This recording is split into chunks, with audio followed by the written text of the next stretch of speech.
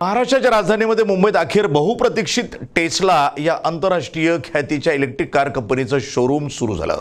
या उद्घाटनाच्या काही दिवसातच राज्याच्या राजकारणात आणि वाहन उद्योगामध्ये चर्चेचा विषय ठरलेल्या या इलेक्ट्रिक कारनं थेट विधान भवनाचा परिसर गाठला।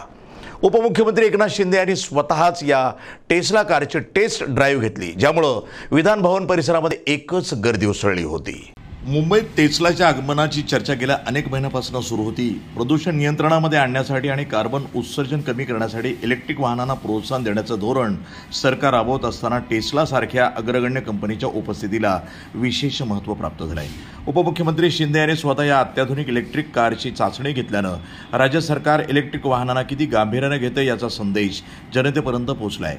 विधान भवन परिसरामध्ये ही टेस्ला कार येताच तिला पाहण्यासाठी कर्मचाऱ्यापासून ते नागरिकांपर्यंत मोठी गर्दी जमा झाली होती।